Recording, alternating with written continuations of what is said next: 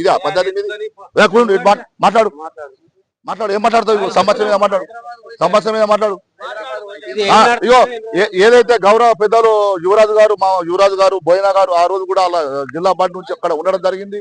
ఆయన వాళ్ళ అధ్యయనంలో కూడా అక్కడ ఉన్నటువంటి జిల్లా తెలంగాణ రాష్ట్రంలో గంగాపుత్రుని మన మాజీ ఏడీలను కూడా పిలవడం జరిగింది.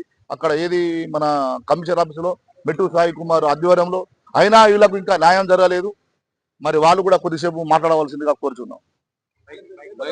మాట్లాడు.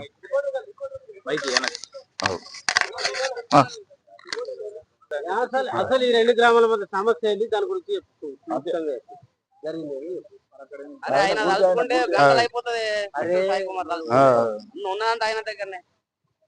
ఈరోజు నిర్మల్ జిల్లాలోని దస్తూరాబాద్ మండల్ లోని గంగాపుత్ర సంఘాల్లో పక్కన ఉన్న గ్రామం రాంపూర్కు దస్తూరాబాద్ మత్స్యకారులకు గొడవ దాదాపు 7-8 సంవత్సరాల నుంచి నడుస్తున్నది. అట్టి సమస్యను పరిష్కారం చేయాలని గౌరవనీయులు రాష్ట్ర ఫెడరేషన్ చైర్మన్ గారు మెట్టు సాయి కుమార్ గారు పిలవడం జరిగింది. అతని సమక్షంలోనే రాష్ట్ర నాయకులు మరియు ఫెడరేషన్ చైర్మన్ గారు అధికారులు కలిపి చర్చలు చేసి ఒక నిర్ణయానికి వచ్చారు. ఏమని అంటే, ఇంతకుముందు నుంచి కలిసి ఉన్నట్టు గోదావరి ప్రయోగ ప్రాంతంలో ఒకరికి సొంతం ఎప్పటికీ కాదు, సంఘం కూడా ఏర్పాటు చేయడం కూడా కరెక్ట్ కాదు అని చెప్పి హైకోర్టును ఆశ్రయిస్తే హైకోర్టు వారు దీన్ని తొలగించి సొసైటీని రద్దు చేయాలని రాంపూర్ వారికి ఆదేశాలు మత్స్యశాఖకు చేసింది.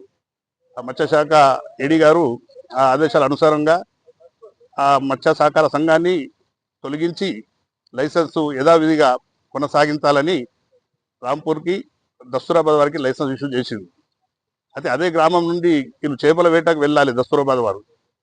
అయితే ఆ ఊరు నుంచి వెళ్ళే మార్గ మధ్యంలో వాళ్ళ ఊరు ఉండడం వలన వీళ్ళకు ప్రతి ఒక్కసారి అడ్డంకులు అయి దాడులు చేసి పోలీసు వారికి కూడా ఇన్ఫర్మేషన్ ఇవ్వడం జరిగింది. వాళ్ళ ఆధ్వర్యంలోనే 4 రోజులు రాంపూర్ వారికి చేపలు పట్టడము, 2 రోజులు దస్తూరాబాద్ వారికి చేపలు పట్టడానికి అవకాశం కల్పిస్తామని చెప్పి అయితే మొదట రాంపూర్ వారికి ఇచ్చిండ్రు. రాంపూర్ వారు 4 రోజులు చేపలు పట్టిండ్రు, దాదాపు కాల చేపలు పట్టిండ్రు. అయితే దాని తర్వాత 2 రోజులు మరి మేం పడతామని వెళ్తే పోలీసు వారు వీళ్ళకు అనుమతి ఇవ్వకపోవడం దస్తూరాబాద్ వారికి ఇది సరైనది కాదు. కాబట్టి ఈరోజు మేము కలెక్టర్ గారిని కలవడానికి వచ్చాము.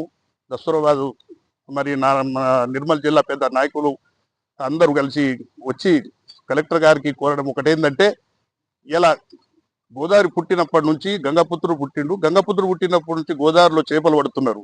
అదే విధంగా 2 గ్రామాలకు విభేదాలు లేకుండా వాళ్ళిద్దరిని పిలిపించి వీళ్ళిద్దరిని యథావిధిగా ఇలా లైసెన్స్ తీసుకొని గత కాలం తాతలు ముత్తాతల నుంచి ఎట్లా పట్టినరో అదే విధంగా ఈ రోజు కూడా వీళ్ళకు చేపలు పట్టడానికి అవకాశం కల్పించాలని కలెక్టర్ గారికి, మత్స్యశాఖ ఏడీ గారికి, రాష్ట్ర నాయకులకు, రాష్ట్ర అధికారులకు కూడా కోరడం జరిగింది. ఇది ఇంతటితో ఆగితే చాలా బాగుంటుంది, లేకుంటే రేపు పరిణామాలు వేరే ఉంటాయి.